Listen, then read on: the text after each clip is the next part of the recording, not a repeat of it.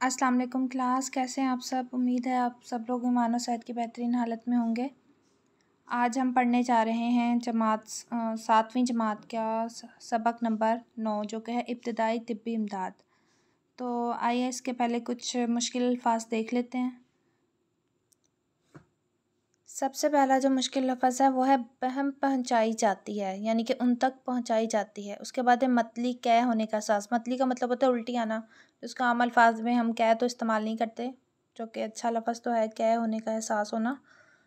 इसके लिए हम इस्तेमाल कर लेते हैं उल्टी या वोमिटिंग, हम आमतौर पर इस्तेमाल कर लेते हैं।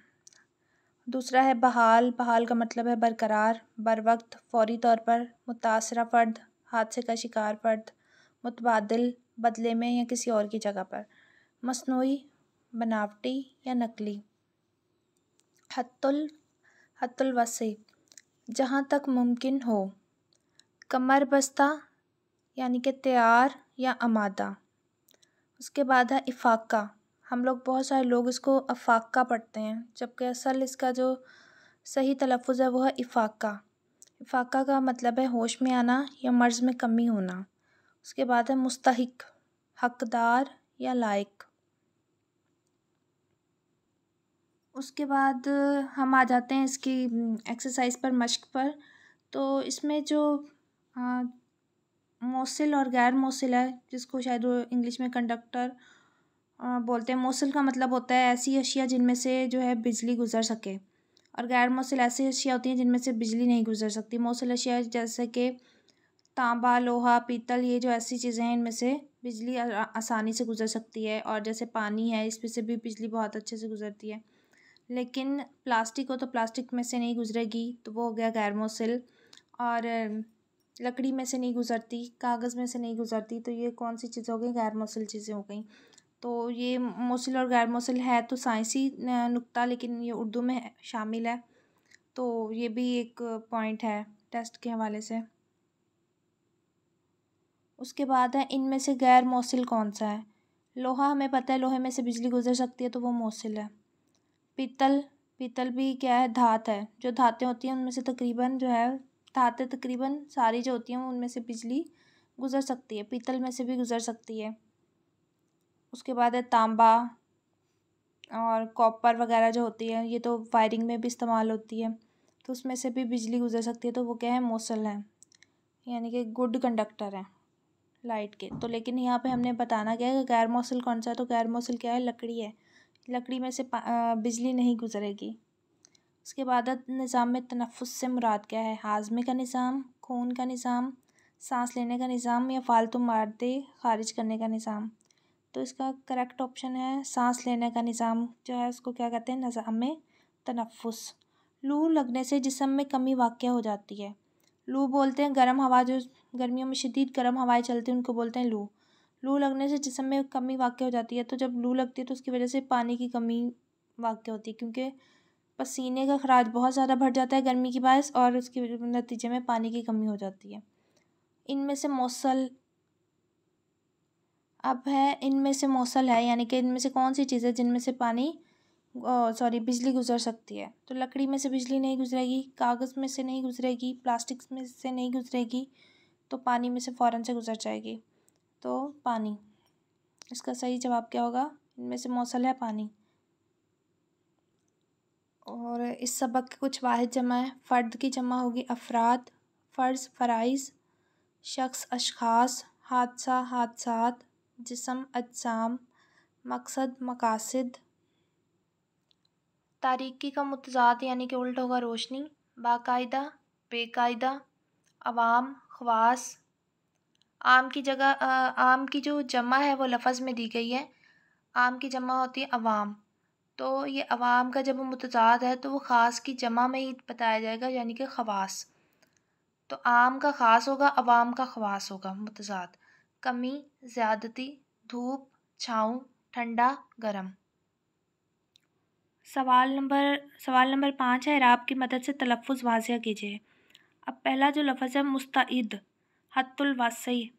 उसके बाद है मुस्तहिक, तलब, तनफ़ुस और ज़ाहिर। इसके साथ बाब नंबर 9 में से जो मेन चीज़ें थी वो हमने कवर कर ली हैं। अब चलते हैं अपने नेक्स्ट लेसन जो है।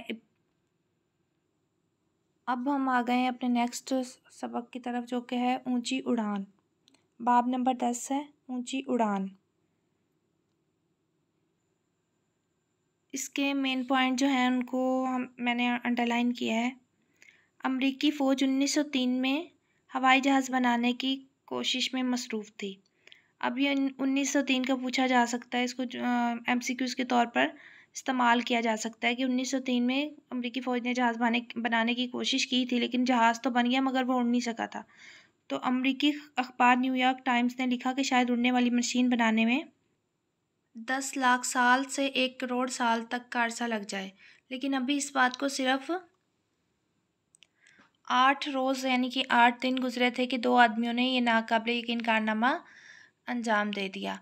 और उन 2 आदमियों का नाम था विल्बर राइट और आरविल राइट। ये दोनों जो थे वो भाई थे। विल्बर राइट जो था वो बड़ा भाई था और आरविल जो था वो छोटा भाई था।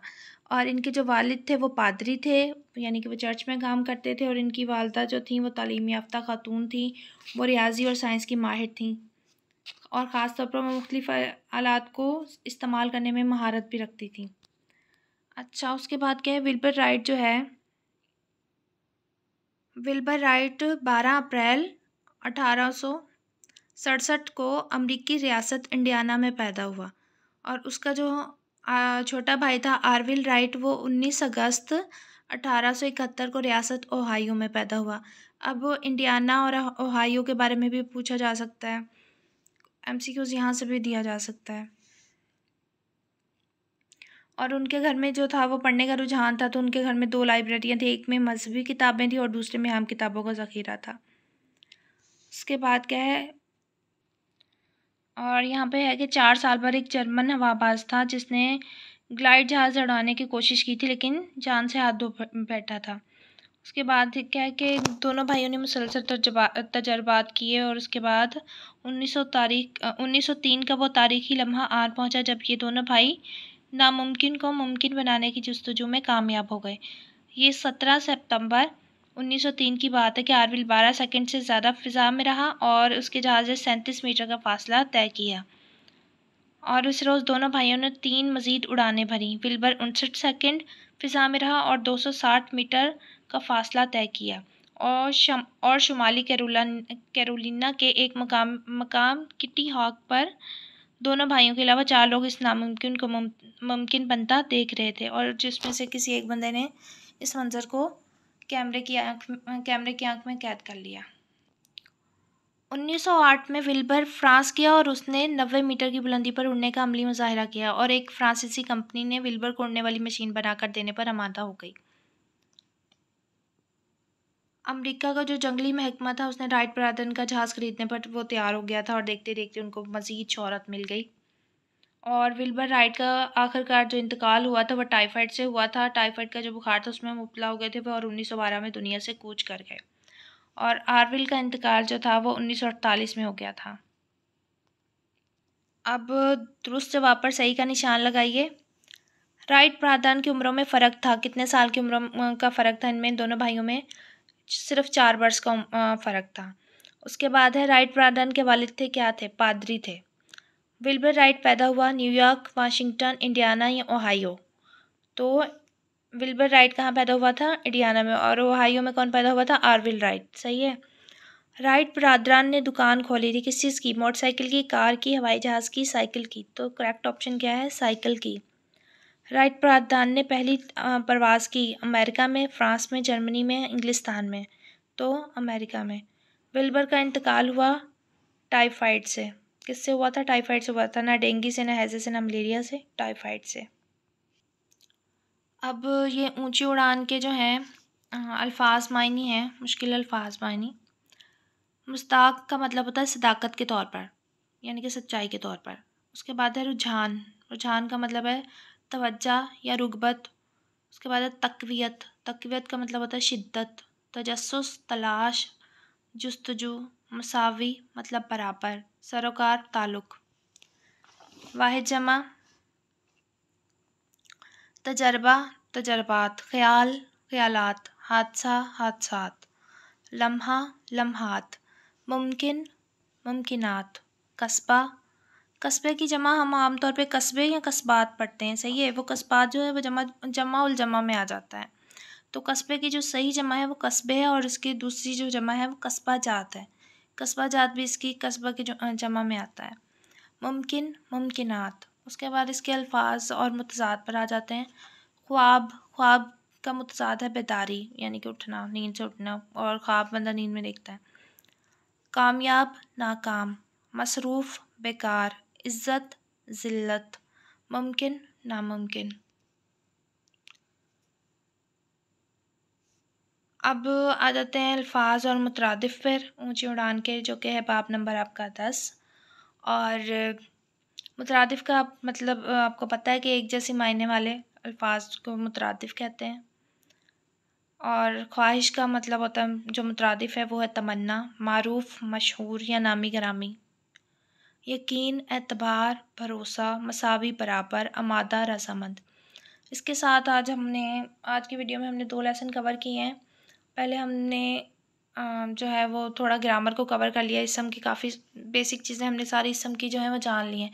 इंशाल्लाह अब हम नेक्स्ट 1-2 सबक कवर करने के बाद हम फिर थोड़ा ग्रामर को दोबारा से स्टार्ट करेंगे, और ग्रामर में हम सीखेंगे नसर, और नसर के अंदर जो जितनी भी चीज़ें आ जाती हैं, ड्रामा, अफ़साना, गज़ल, ये शायरी वाला हिस्सा हो गया, या दूसरे, ये सारी हर एक किस्म की चीज़ें ये इंशाल्लाह हम अब स्टार्ट करेंगे। तब तक के लिए अल्लाह हाफ़िज़। और अगर आपको किसी भी चीज़ में प्रॉब्लम हो, कोई चीज़ समझ में ना आए, तो आप पूछ सकते हैं।